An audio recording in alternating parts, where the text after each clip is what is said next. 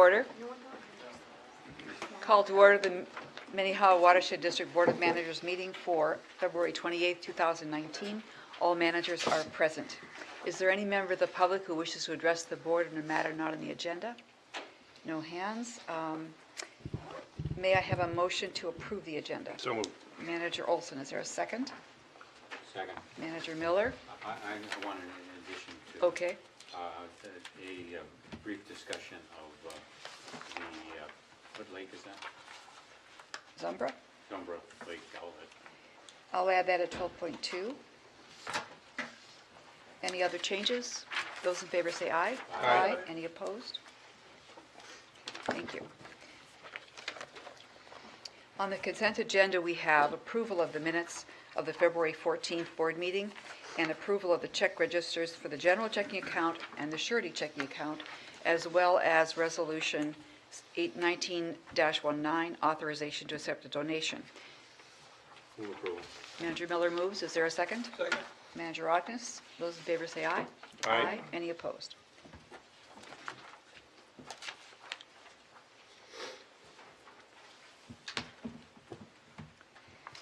For President's report, I have two items to mention. One is that I wanted to thank all the board and staff and consultants who assisted in preparing for the series of policy maker meetings we've had recently with county commissioners and legislators. Very much appreciated, and we had a good story to tell. So thank you, everyone. Next item is a report on the performance review from the last meeting. At the February 14th, 2019 regular Board of Managers meeting, the managers present convened in closed session with Administrator James Whisker and Counsel Chuck Holtman to evaluate Mr. Whisker's performance. The managers and Mr. Whisker mutually noted that a focus of Mr. Whisker's attention in 2018 was to continue to strengthen the district's operations and human resources systems, while he also led district progress on several important project and programmatic initiatives. The board review was uniformly favorable. The board will shift from quarterly reviews to an annual review in 2019, with one or more shorter interim reviews if Mr. Whisker or a manager should request. Applying a compensation ratio that is mid-range within the category of outstanding performance, the board, by unanimous vote, increased Mr. Whisker's salary by 5.6%, effective March 1, 2019. Manager Miller, report from Planning and Policy. We had a Policy and Plan. very extensive briefing on the proposed capital improvements on Minnehaha Creek in the city of Minneapolis that is being developed by the Minneapolis Park and Recreation Board, our staff, and the City of Minneapolis Engineering Department. And it's a very comprehensive plan that's got a 30-year outlook on implementation, and our staff is intimately involved in it, and it's the plan itself is on Parkport's internet site, so everybody can view it. There was handouts here with slideshows, and we're really excited to participate with them. Hopefully it doesn't take 30 years for most of this stuff. Thank you. Are there other meetings or events managers have attended that they'd like to report on? Thank you. The upcoming meeting and event schedule is as listed in the agenda at item 8.2. We'll move to item 11.1, which is resolution 19-020. Ms. LeBeau.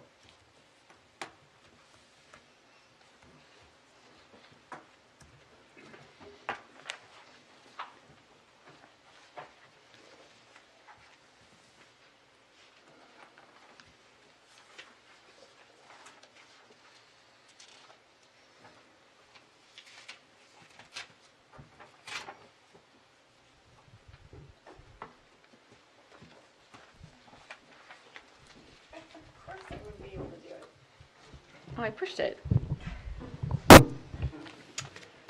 Good evening, President White, Board of Managers. I'm here on behalf of Resolution 19-020, which is the authorization to renew the contract with Freshwater Society for the Watershed Association Initiative. And to provide some context for this request, I have a very short presentation. So the Water Association Initiative, WAI, was formed in 2006 as a partnership between the district and the nonprofit organization Minnesota Waters. And the purpose of the initiative was to support and foster environmental stewardship among lake associations. And the district has overseen the initiative, and Minnesota Waters carried out the contractual portion of the initiative. In 2012, Freshwater Society took over that role and has continued to this day. And in 2018, the initiative underwent a realignment process which resulted in a new plan, and I will talk in more detail about that. So the initiative's realignment is part of a broader restructuring of the district.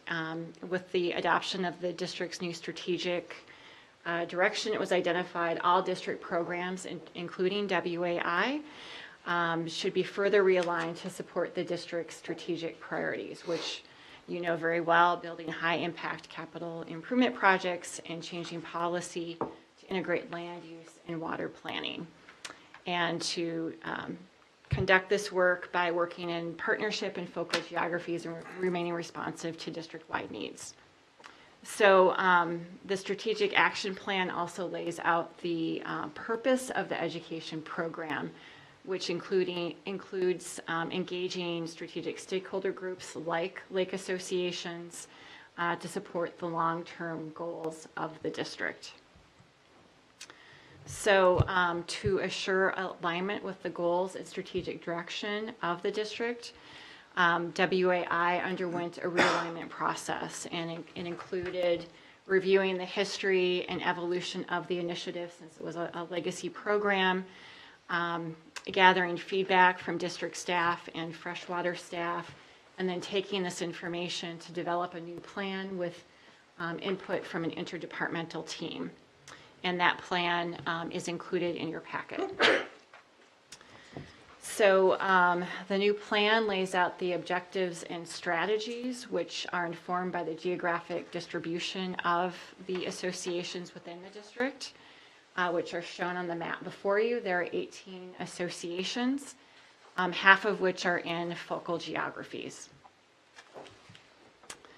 So district-wide, the initiative increases associations' ability to effectively engage in water issues, and Freshwater guides this work through a variety of core services, and they include coaching and capacity building with association members, coordinating association activities and initiatives with the district and local cities and other partners, conducting trainings and networking events, and then also connecting master water stewards to associations. So those are some of the core services that they provide district-wide. Then under the new plan, Freshwater, in collaboration with district staff, will be working to increase understanding among associations in focal geographies, 6 Mile and Minnehaha Creek subwatershed, to better understand district projects so that we create some level of understanding and support, and then engaging those associations in projects and programming. And then in the non-focal geographies, of which there are 9 associations throughout the district, WAI and Freshwater will play this role of kind of making sure people understand the district's responsive program and how they can access district resources and what the process is for that once we have that developed. And then also by staffing this work, they're kind of increasing the capacity of district staff so that Freshwater is out there providing these responsive services. So in summary, the WAI initiative has been realigned, so the activities of the initiative and the work of Freshwater advance the new strategic direction of the district. Freshwater's experience and ability will aid in the effective implementation of the new WAI plan. And so district staff are requesting for the renewal of their contract in 2019. So on that note, I will open it up for any questions people may have. Thank you. Is there a motion to adopt Resolution 1920? So moved. Manager Rognes, seconded by Manager Shackleton. Are there any questions for Ms. LeBeau? I see that Ms. Cater is here as well. Thank you for coming this evening. Those in favor, please say aye. Aye. Any opposed? Thank you. Thank you. Item 11.2, Ms. Reynolds, Resolution 19-021.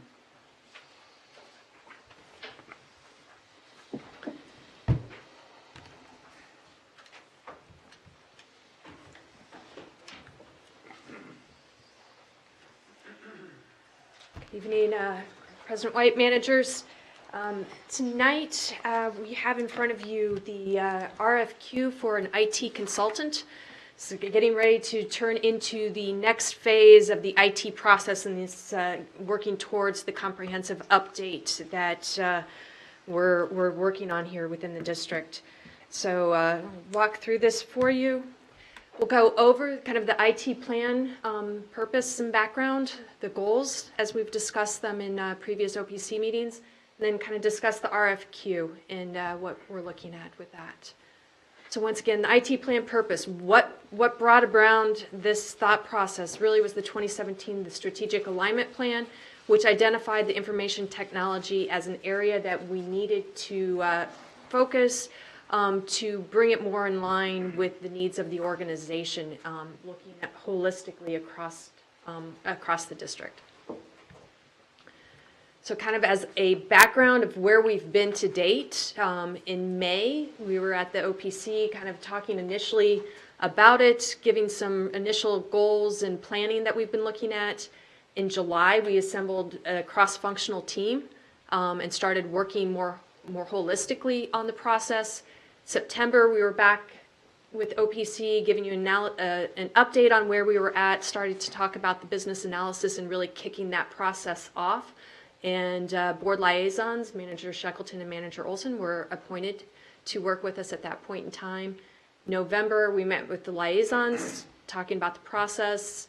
Then you can see on into January, we were back in front at the OPC, giving you an update on the review and really talking about those goals that we had refined during the course of that business analysis. And since then, we've had additional meetings with the liaisons, kind of going more in depth on the review and this next phase of the process, which is the RFQ for the IT consultant. Kind of brings us to where we're at today. Just kind of as a refresher, these are the goals that we talked about at the OPC back in January.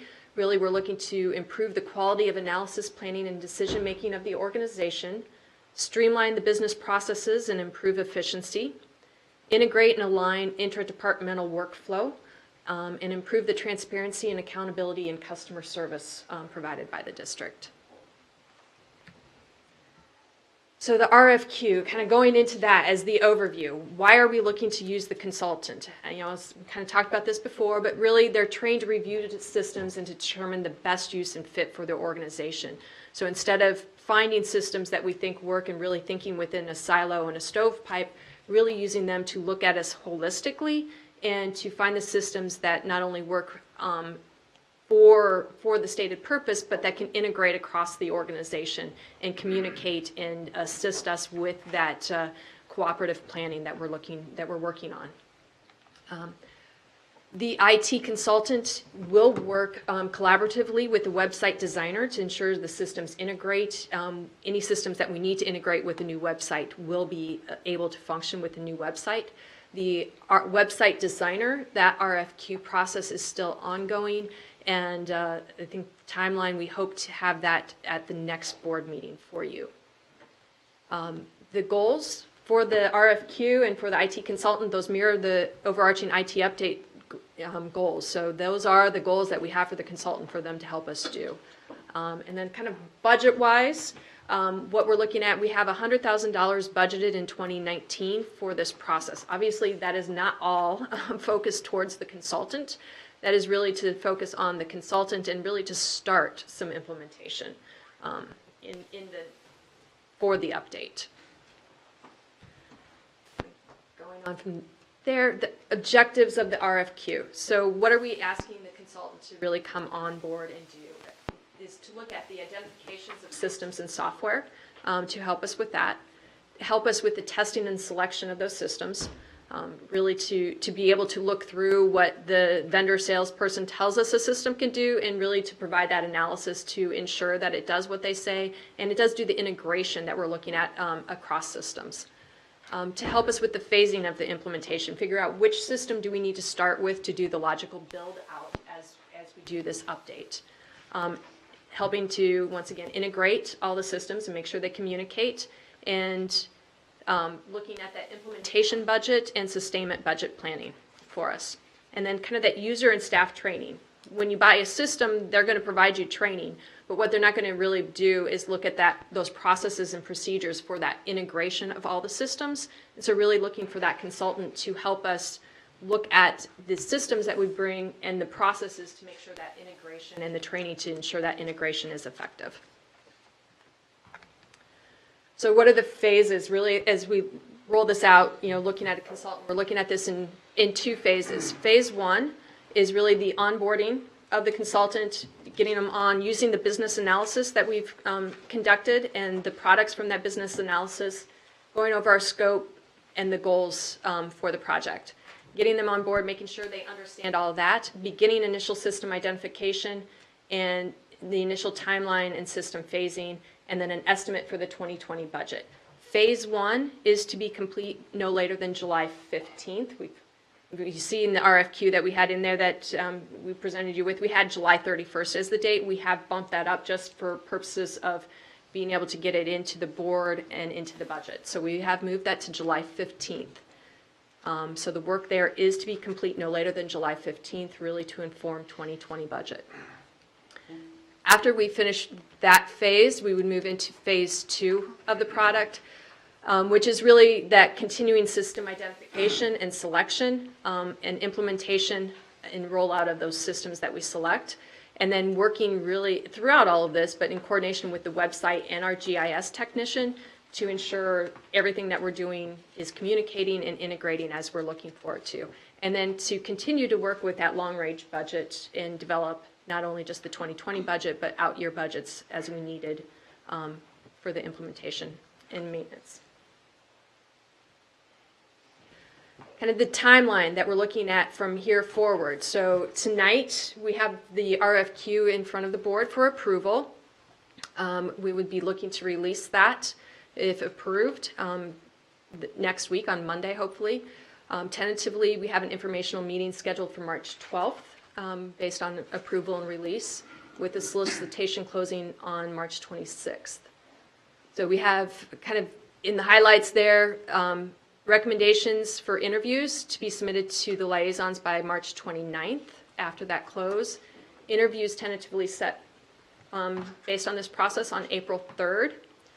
With then recommendations for selections to the liaisons by April 4th. And if the liaisons wish to be involved with the interviews, that's the point of conversations to still have, but we are welcome the liaisons to be involved with that process as well. Then back to the board, hopefully on April 11th, for a recommendation for selection of the vendor. And then to really from that point, because we're doing a request for qualifications, to negotiate the scope of work and that contract with them. So we're giving ourselves a month to really work out those details with them and then have it back to the board by May 9th for approval. And as we talk about the timeline, this is for the IT consultant. And I think when we get to the May 9th date there for contract approval by board, the website vendor will hopefully be back at about that same time. So they're really in tandem as we're moving forward. All right, so that kind of summarizes the RFQ in the big picture. So what we're here tonight to do is request your authorization to release this RFQ and to start the process of bringing on board the IT consultant and helping us, really kick off this next phase of the IT update and start getting us towards implementation. If you have any questions, I'm more than happy to take them. Thank you, Ms. Reynolds. Is there a motion to adopt resolution 19021? So moved. Manager Olson, is there a second? Second. Manager Brogdon. Do the liaisons want to add anything to Ms. Reynolds' report? All those in favor, please say, oh, yes, go ahead. Well, I was looking at the timeline and thinking of the appointments timeline, or thinking of the Hennepin County Board meeting schedule, which I was just looking at right now. I may no longer be on the board, but I do think that the engagement from our board through liaisons, if it's Manager Olson or if there's somebody else that joins it, is worth doing.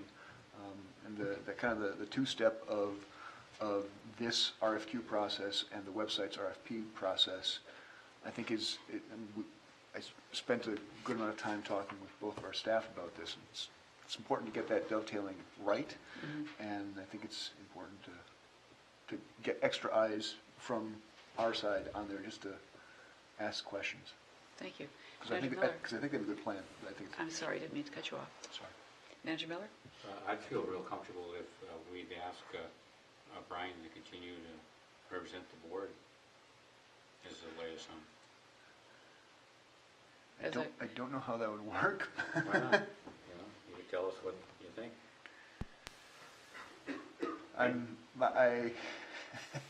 As an outside. I'm happy to be a volunteer Member as of the public. necessary. I don't know if volunteers would report to the board or if they would report to staff, but that would be something for. Can we wait and Others see to what happens decide. and No, consider it? I feel strongly, we've had several false starts on this over the years.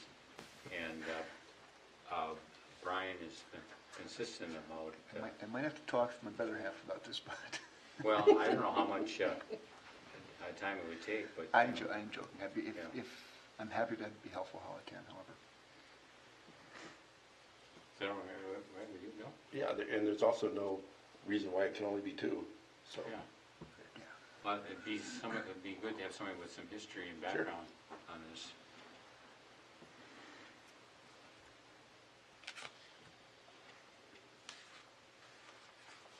I'll move it. There's a motion to allow Manager Sheckleton to continue in advisory capacity if he's off the board. President, you do have a motion to adopt the resolution before you, so this would be true an enough. amendment to The that, amendment, or perhaps vote on that first. And Let's do the resolution first then. Okay. Ready to vote? All those in favor say aye. Aye. Any opposed? Now Manager Miller's motion. Discussion or comment? Was there a second? I don't know. Yeah, I second. Oh, Manager Brogdon. I'd be happy to, With you know. due respect to Brian's involvement and expertise, we can't really call him a liaison, Well, but we could invite him to continue the discussion. yeah. Okay? whatever, Yeah, that's Okay. fine. I'm open to being helpful how I can be. Those in favor say aye. Aye. Any opposed? All right, thank you all. And then we get to move on to another of your resolutions, Ms. Reynolds, 19022. Yes, thank you. Chair. Our 19022, this is the authorization to purchase and install 2 new workstations. In addition, as you see in this, I don't have a formal presentation on this. It is making some minor adjustments to 2 different areas in the upstairs on the first floor. The first adjustment is to the kind of what we call the bullpen where the planners are at, to try and provide them a little bit more privacy in those spaces. It's a great collaborative area with the 4 of them all integrated, but at the same time, it's a rather noisy area. So trying to do a few little things in that area to provide them a little bit more privacy. And then the other changes, to the existing workstations is to the front desk area to make it a little bit more usable workspace, and to make a few minor adjustments within that area. The two big changes is really adding the two new cubicles to the upstairs. Those new cubicles would be going in where the permitting tables are located, where we no longer have individuals sitting at those tables. We've moved the permitting assistants now as kind of really full-time workers into cubes. And so removing those tables and putting two cubes there along that, they'd be along the wall of the conference room. And really to do that, the purpose of that is really with the new planner that we're looking to bring on in the next, hopefully, few months or so. We don't have space upstairs for that person. With the hiring of the GIS tech and the hiring of the new planner to kind of replace and add back into the planning group, we don't have the space for them. So we need at least one cube to accommodate that. And as we're doing it, to build out that second cube, to have the space available for, as I've kind of put in there, our accountant runs through and is here to do bill pay and needs a place to set up. The district engineer is here and has hours that he works here on occasion and spots for him. And then just for staff integration. And building it at this time will be more cost effective than down the road if we decide we need to hire additional staff and we needed an additional location. It would cost more to then run the electrical and kind of go back through all of that to redo it. So we are looking to do 2 additional cubes. If you have any questions in regards to what we're looking to do, I'd be more than happy to address them. Thank you. Is there a motion to adopt Resolution 1922? Manager Shekel, is there a second? Second. Manager Olson, any questions for Ms. Reynolds? Those in favor say aye. Aye. Any opposed? Thank you. Thank you. Move to item 11.4, Resolution 19023. Mr. Beck.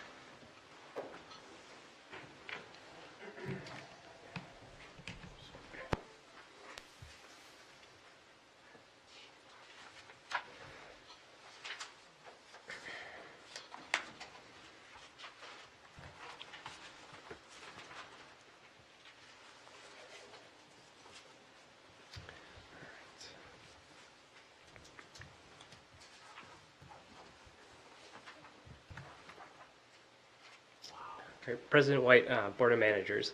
What I have before you today is authorization or request for authorization to collect sediment cores and analyze them on the Long Lake Creek subwatershed. Just as a brief background and overview for this presentation, I want to talk about the partnership background, so a little bit of history on that, recent partnership efforts, in addition to an overview of the Bowser Clean Water Fund grant that we were awarded, in addition to next steps and staff recommendation for this specific board action.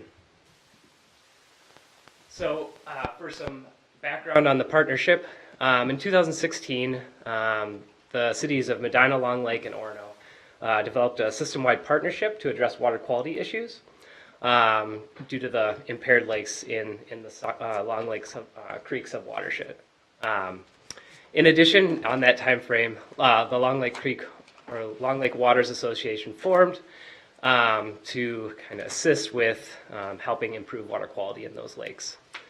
In 2017, City of Medina, City of Long Lake, City of Orono, and MCWD applied for the Hennepin County grant to do a CARP assessment, which was unsuccessful.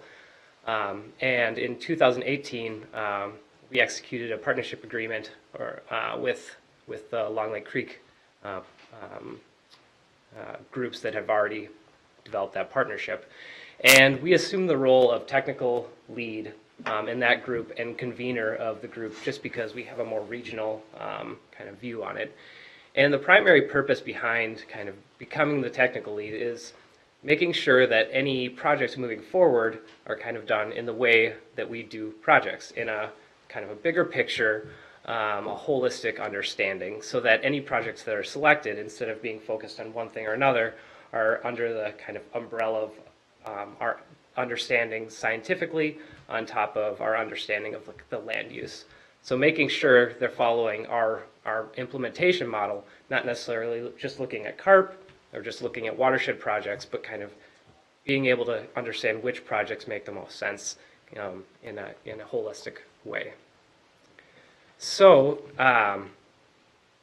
since then, in 2017, 2018, There's a large effort by MCWD to collect water quality data to support modeling efforts and diagnostic efforts in the future.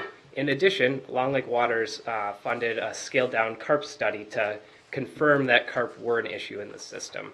And based on that, we were able to leverage that information to apply for a Clean Water Fund grant, and were awarded that in December 2018. We've also convened regular meetings with the partners, which have been going really well, to help continue to let people know what's going on, what are the next steps, and how we're going to make sure to incorporate all the partners in this grant effort. So just kind of give a background of what this grant will support. The primary purpose of it is to assess watershed, in-lake, wetlands, and carp, and to figure out what the impact of each one of those are on the impaired water bodies. After we develop that better understanding in this grant, we're going to develop BMP cost estimates in addition to load reduction cost estimates, and be able to put these all into one framework and be able to build a roadmap for each partner to implement those projects in a way that we can support each project, because we know that they make sense, they're cost effective, and they fall into how we do business typically. One note is that to develop those nutrient budgets, you need to have the sources of your phosphorus nailed down pretty well, right? And so you want to have your watershed, your carp, all these different things, but the one thing that the grant did not support was collecting sediment cores. And as you probably know, internal phosphorus loading from sediments can be a really big deal. So we wanted to make sure that we got those samples prior to starting this grant. So that's one thing that we find is really important. So the next steps, just to kind of give an overview of where the board may see different parts of this grant, is on March 13th, we're going to just finalize our Bowser work plan, so the work plan that we developed and submitted to them.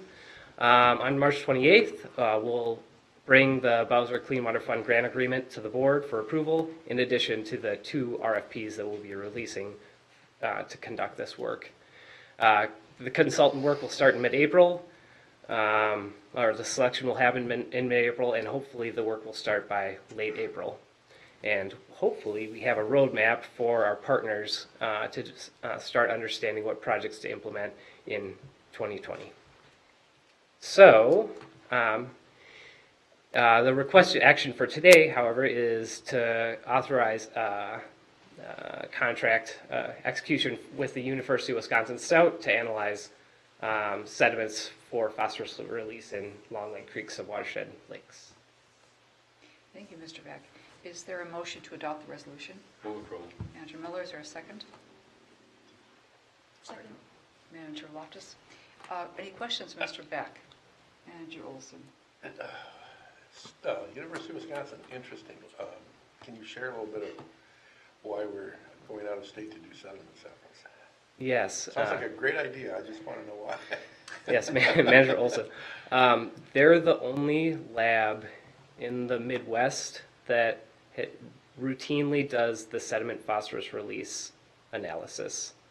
There's not many labs that do it. And you have to collect the cores in an intact manner, so they can't be shipped. So you have to drive them somewhere. And so the only other one, there's not many that do it. Okay, so they're not coming here to take samples. We're taking samples and going there for analysis. Exactly. Thank you. You're welcome. Anything else? Those in favor say aye. Aye. Any opposed? Thank you, Mr. Beck. Moving to item 12.1, it's a discussion item, the TAF Legion project update. Ms. Christopher.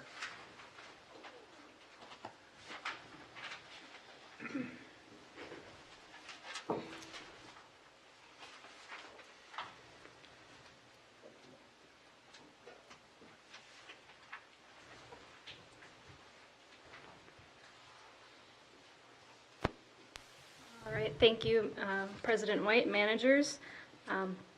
At the January 10th board meeting, there was a request for an update on the status of performance issues related to the Taft Legion project, as well as some questions related to implications for future similar projects, specifically Halsted Bay Alum Injection System.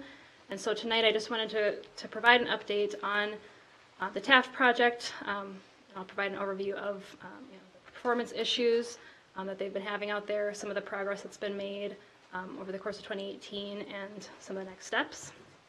And then we'll also touch briefly on kind of the implications or kind of lessons learned for future work of the district. So first, just Before we, yeah. It was a big policy separation of the board when we took on this project because it mechanically took the place of stormwater ponds and on-site treatment facilities that Richfield thought was not a good use of land, and they'd come up with this treatment facility and this elaborate use of the waters that were collected, and part of the board did not want to do that. They wanted, they didn't want a mechanical solution. They wanted a natural or semi-natural solution with ponds. And you know, ponds can take all kinds of different forms, but the ones that were proposed by the Target and Home Depot were not very attractive and weren't a very good use of the land, where they had this alternative that the majority of the board, barely a majority of the board, decided to go with this project. It was controversial at the time. Okay. Thank you. Historical background there. Yes. Yeah, so first, like I said, just to orient you to the project, if you're not very familiar. So we've got Legion Lake on the west that drains into Taft, and then Mother Lake from the east that drains in, and then both discharge north through Solomon Park wetlands and then to Nokomis. And I apologize, it's a little hard to read here. It's kind of the best map I had available, but there's basically four major components to the project. One is infiltration, and there's several locations of infiltration, two kind of by the north basin of Legion Lake, one to the south, and then also around the perimeter of Taft Lake. Can I do that in here? Let me see. My laser pointer. So yeah, there's kind of two infiltration trench areas here by the north basin of Legion, one to the south here. So it's all the yellow. And then kind of wrapping around the perimeter of Taft Lake is an infiltration trench. Then the other major component is the flocculation treatment system, which is housed in this little blue building there. And there is both a shallow lake and deep lake intake, so it takes the water in from Taft Lake, treats it in the facility, and then discharges it directly back to the lake.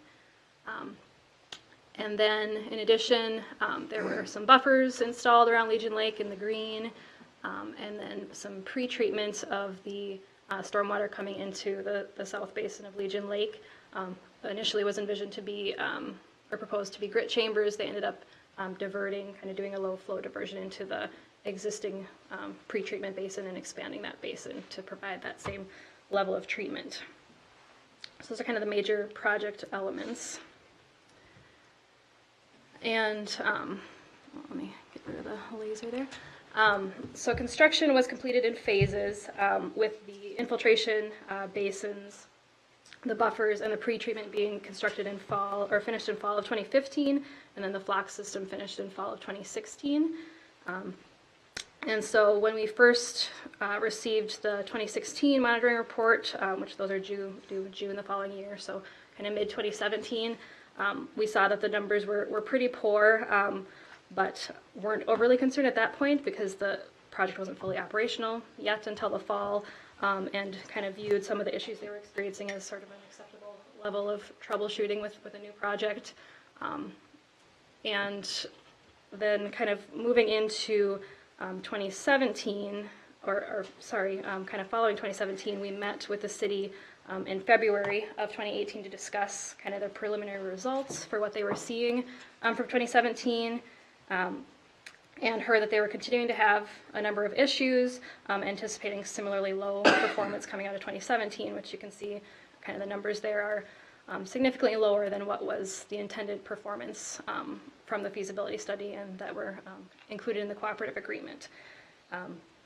So staff provided or kind of informed the board of these issues last March and basically let you know that we'd be working with the city to better understand and evaluate the issues and kind of the proposed solutions.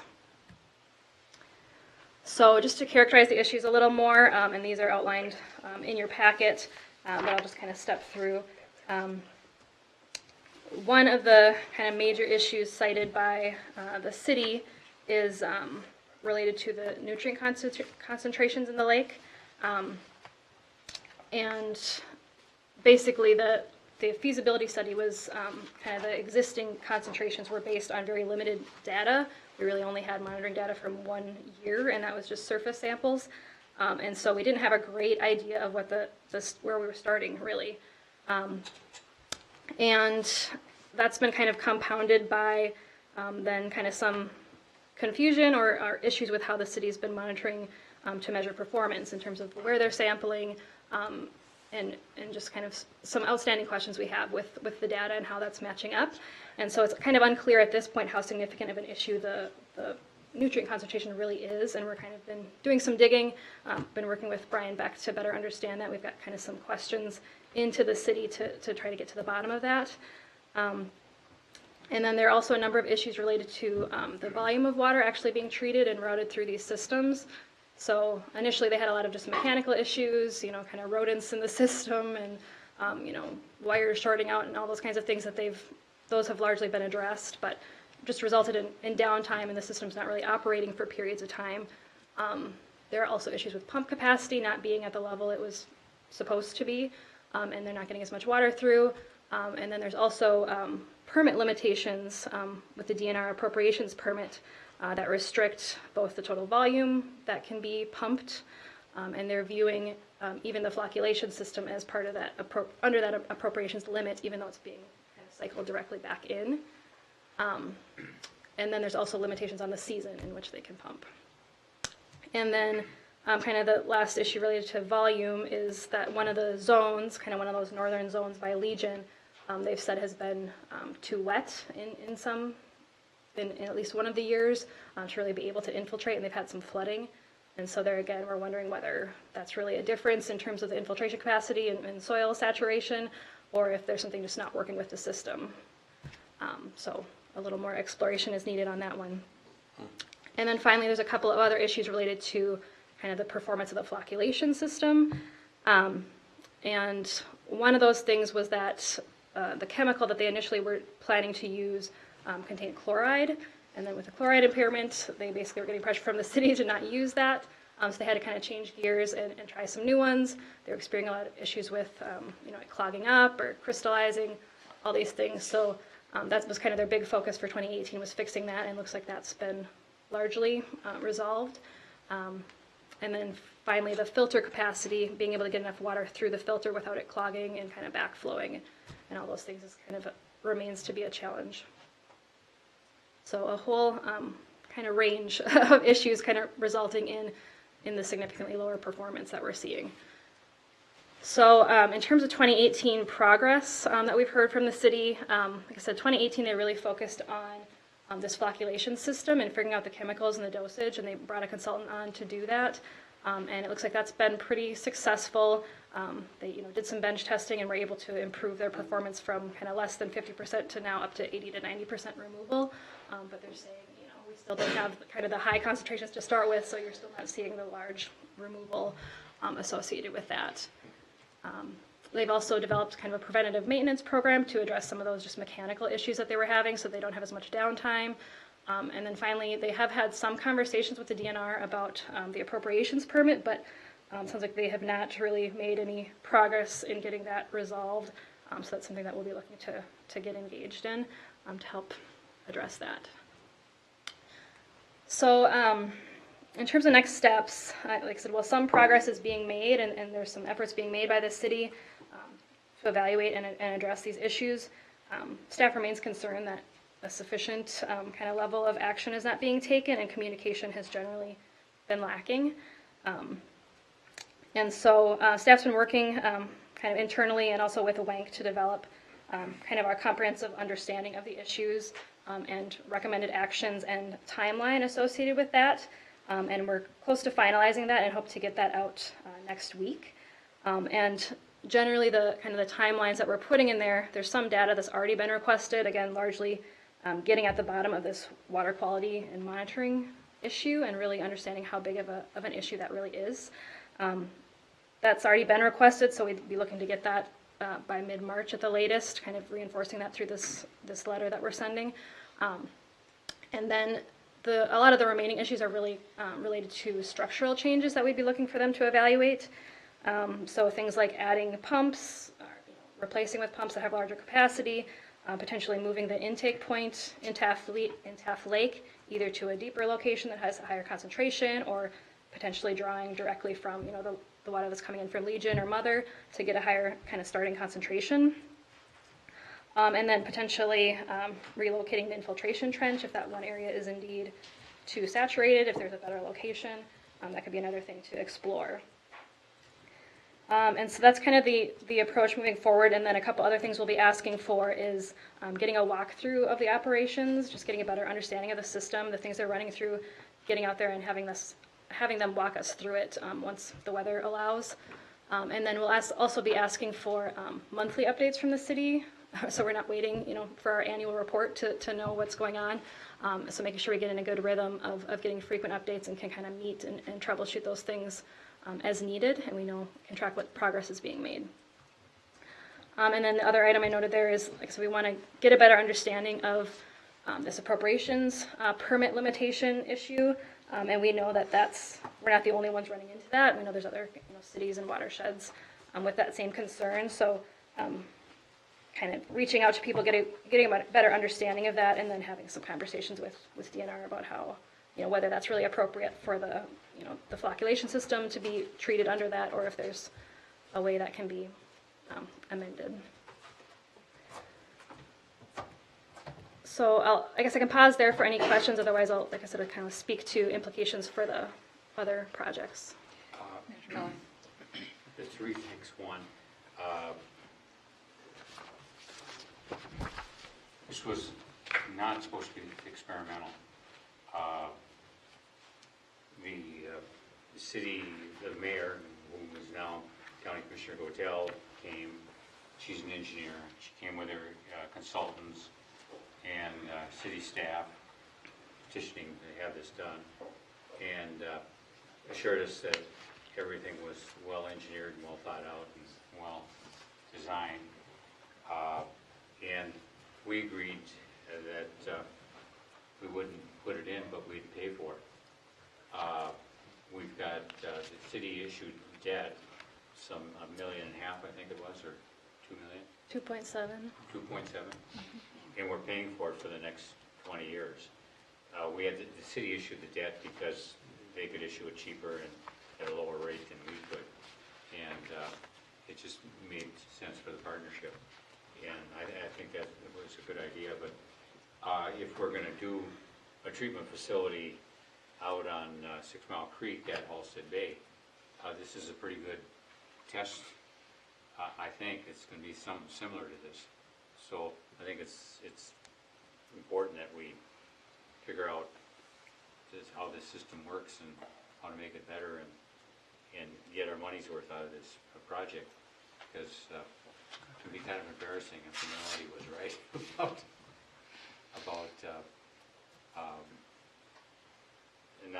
not doing a mechanical system. But I'm hoping that we can solve these problems. But it's something like too small of a pump, isn't that pretty basic?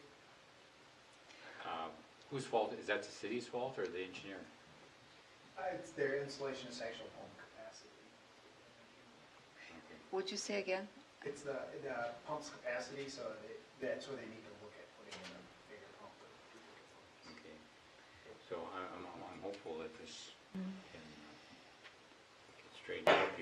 take on a bigger project at 6 Mile Creek. Thank you. Manager Shackleton? Recognizing the attention that was given to this project on the front end, and the flocculation treatment in addition to the pumping, coupled with the DNR permit, to Manager Miller's point about Halstead's Bay, but more specifically to this, it's like, what's the game plan there? Because the flocculation was the key piece, I thought, on the tail end, and the pumping was clearly to feed Sure. into the second chamber, if you will, or the last chamber. Sure.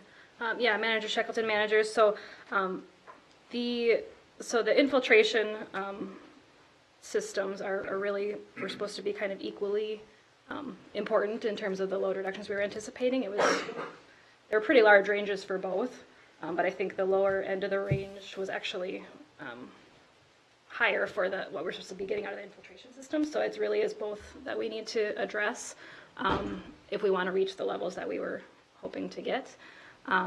So really, like I said, kind of that range of issues. They've got a range of issues with the infiltration systems, and then kind of separate issues with the flocculation system. So it's really, we need to kind of tackle all of them, or determine at least which ones are going to be cost effective enough to tackle, or if we're going to just determine that some of them are not worth, putting the additional money into. And so that's really the evaluation that we're looking for next, is kind of those structural changes that would be kind of more significant. But yeah, it is really two separate systems that are both, we're supposed to be significant parts of the load reduction that we were hoping to get. Got it. And yeah, to Manager Miller's questions, then I can speak a little more to the Halstead Bay alum injection system and kind of some of the implications there and steps we'd be looking to take to avoid similar issues.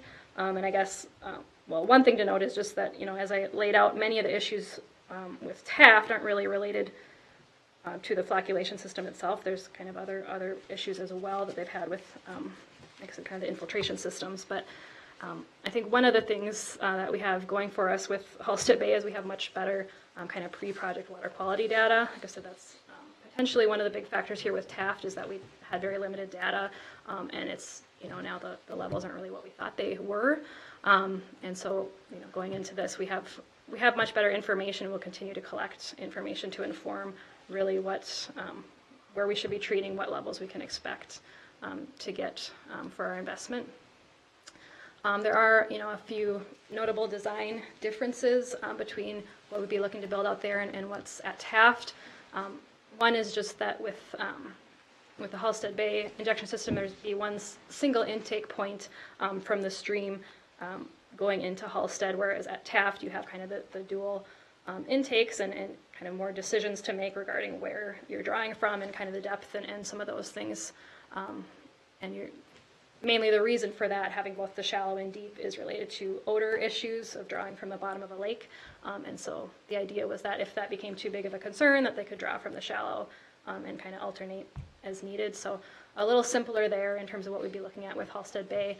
I think another notable difference is that with the Halstead Bay system, it would be a much larger clarifier pond, basically, where the flock would be kind of doing its thing and settling out, whereas with Taft, it's all happening within kind of a small box, and it's kind of a, Chris called it kind of a rapid filtration system, and so there isn't kind of just that larger settling process that can happen, because it's all being done within kind of this, like I said, this limited space, and kind of a different design in terms of how that clarifier works. Another thing we would certainly be planning to do as part of the design of the Halstead system is just kind of pre-project testing of the chemicals, the dosage, getting that all dialed in. Like I said, with Taft, they kind of had to change course in terms of which chemicals they were using, and that kind of threw them for a loop. So we'd be looking to have that all figured out in advance. And then just more broadly, I think we'll be, like I said, trying to get more familiar with the system and its operations, as well as others that have been implemented in recent years. We know of some that are successful, that are similar to what we're looking at with Halstead Bay, that we really look to learn from and use that information to inform design in terms of any other issues they're experiencing. And then, like I said, the last issue then is the DNR appropriations permit that we're looking to kind get out ahead of and kind of figure out how that can be handled, if that can be handled, both for Taft as well as any future projects we'd look to do. Thank you. Manager Shackleton. You mentioned flooding or high water as a possible thing. Was that something that we verified, or was that something that came from Richfield staff? And the real question I'm asking the question is just looking at the hydraulic, like, we don't understand the hydrology here. Could there be, has anybody thought there could be a connection to what's happening around the south end of Nokomis? Yeah, Manager Shackleton, managers. So back when the feasibility study was done, WINC actually did some filtration testing to figure out what would be suitable areas, and it looked like these areas were all infiltrating well. And so, yeah, the reports of kind of high water or saturated soils that we've gotten have just been from the city, and so we haven't verified that or really have a great handle on kind of the frequency with which they've been experiencing that, or whether, like I said, that is indeed the issue of just the saturated soils, or if there's something wrong with the actual system that's clogged up or something like that. And so I think that's still something we're getting to the bottom of. Got it. Thank you. Anything else? Mr. Smith. Just a question, has the district issued permits to any projects in this area that relied on this as regional facility? They have not. No other questions? Thank you very much. Thank you.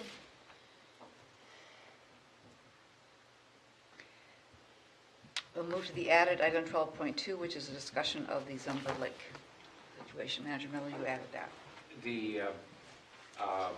I would like to request that the attorney and engineer examine the recent proposed improvements to the outlet of Zumba Lake and see if it has any impact on water levels downstream, or if there's currently enough storage capacity in the subsequent lakes and ponds to take any additional waters that would be created.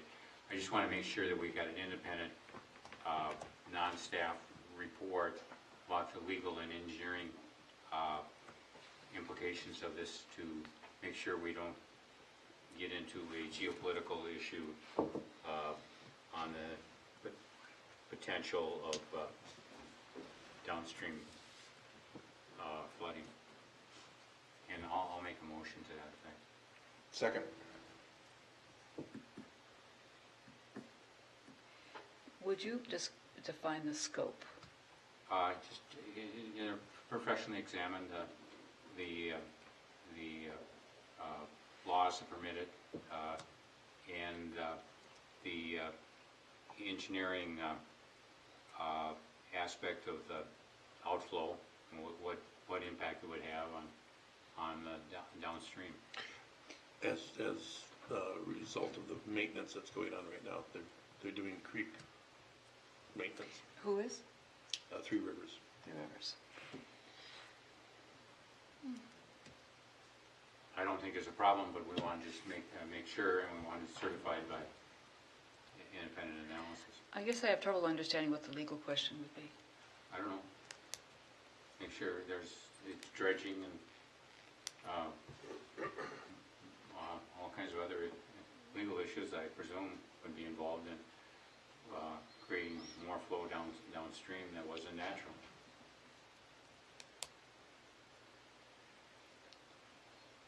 The legal issue could be, is it properly permitted?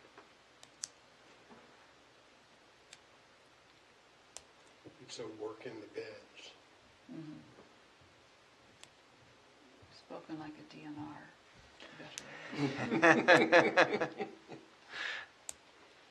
Enforcer. Those in favor, please say aye. Aye. Any opposed? Thank you. We will. Question, Mr. Whisker. is there a desired timeline? As soon as possible, Okay. to make sure. 'Cause Just it's a current- wanted to check. It's a current issue, and Yeah. you The know, want work's to make being sure done right now. So, that, and I just, the engineer and attorney are mentioned in our law as the consultants to the board, and just want to make sure that people have a sense that it's not prejudiced by the staff input and independent certified. Very good. All right, then we'll go to the last item, 13.1, which is the administrator's report. Mr. Whisker. Yes, thank you. President White, managers, couple of updates this evening. Arden Park construction. Laura informed me that the salvaged wood for the stream banks, kind of the root wads and everything, the installation of that is now finished. And the creek channel excavation and the building of those fabric encased soil lifts, so the real major bank work should be completed next week. So construction is moving very quickly. They're going to then move into construction of the abutments for both bridges and the boardwalk. That's going to start next week, and ideally that'll be continue and be completed at the end of March. So things are going well. Manager Miller's keeping an eye on things. You think he drives by a couple times a day? No, but it looks like an iron mine. The size of the equipment and the amount of dirt they're moving, I couldn't believe that they could do that much in such a small space. So he's asking a lot of good questions, and I think Laura and Mike are answering them, but if folks have others, you can direct them to Laura. I think she's very on top of things. We're out there every day of the week. So 6 Mile, the construction of the Highland Road barrier for the fish work is now underway. The pilings, installation of the pilings began this week, going to continue into next, and once those structures are in place, they're going to kind of move on to the smaller sites. So we should have substantial completion of the barrier work out there in the next 2 weeks. Regarding fish removal, you know, we've got the commercial fishermen out there under sort of these monopoly licenses, and they're working with us as well as independently. The fishermen out there are independently seining Parley Lake right now, so for their own benefit. Eric Fieldseth's overseeing that and coordinating with them so we can get a sense of the removals and what they're doing and what kind of impact it has. So essentially we're getting free work out of them. The Wasserman alum treatment, if you recall, we originally solicited quotes and didn't receive any because of just the timing and a bunch of other issues. And so we're going to be bringing a recommendation for contract award back in March after we solicit some new quotes for that so that we can get that work done this year. There was, now back east, southwest, Bedea-McCoska, we were working on the pond dredging for stormwater ponds out there. And Janet Jonley got called up by Channel 5 News and is going to be on, what time is it? In about 45 minutes, she'll be on the news talking about the work out there. And I think the main essence of the story was the sediment that we're removing, how effective the ponds are, and how it's cleaning up water for the chain of lakes. In addition to the meetings that we talked about earlier with Hennepin, Carver County Commissioners, state reps this week, Manager Shackleton, myself, and Tiffany also had a meeting out in St. Louis Park with Councilmember Rogg, Tom Harmoning, and engineering staff regarding sort of ongoing perennial concerns from residents around Twin Lake. Before 2014, the concerns with Twin Lake largely had to do with filamentous algal blooms and sort of toxic water quality. After 2014, which is when we had the flood, a lot of the watershed district systems got reset or shaken up, and we've seen changes in plant communities. So out in Twin Lakes now, they have reasonably good water quality. Chlorophyll concentrations have gone down, but they have had a prolific growth of lily pads that are impacting people's ability to get from the shoreline out in their canoes, boats, kayaks out into the middle of the lake. So that's sort of become an ongoing concern. Councilmember Rogg had flagged that for several months back, and we'd agreed to have staff write up our history of activity in the area, assess water quality, look at management recommendations, management options and costs and benefits and permitting requirements that the city might choose to take, and then also just frame how we're going to be coordinating investment opportunities with the lifetime money that was secured through the permitting arrangement out there. So we had a good meeting this week. We get some input from city staff, Councilmember Rogg finalizing this technical memo. We'll make sure the board gets a copy. And the next steps, it sounds like city and the council member want to organize a community meeting to provide that information out to the public. So keep you apprised of what's going there. It snowed a lot this year. If people didn't notice, I don't have a snow blower, so I've noticed. We've got about 56 inches total. It's about 10 inches above normal, and that was before this week. So we've probably got a little bit more than that. We've started working with program managers, WANC, we've contacted National Weather Service, and we're doing what we've done in the past, but I think probably at a little bit higher level this year, is we're going to be doing snow melt scenarios to look at, you know, what happens if it melts in 10 days versus 3, what happens if it rains while it's melting, and so we'll be looking at a variety of snow melt conditions for this spring. And usually what we do with that data is we produce flood risk maps that we then work on with the communities. This year, that's going to really inform a proactive dam management strategy and proactive communications plan with the community. So we can get that information out to elected officials, public works staff, let them know the range of possibilities, what we're doing about it with the dam, and where some of the risk potential is. So we'll keep you informed as we do that work.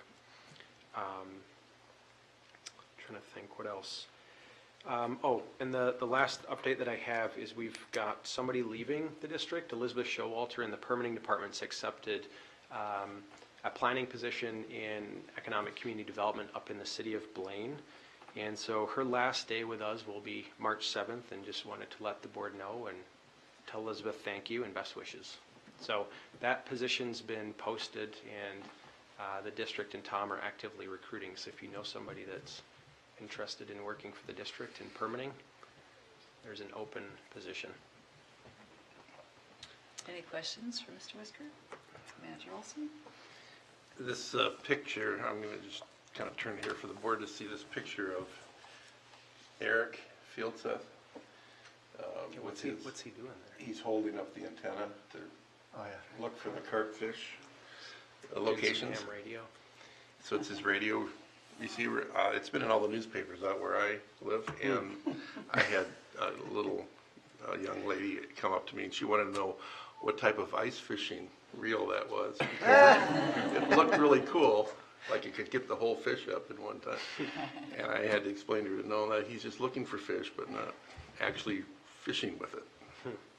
Will it work with Northerns? Only if you tag the fish. Meeting is adjourned. Thank you.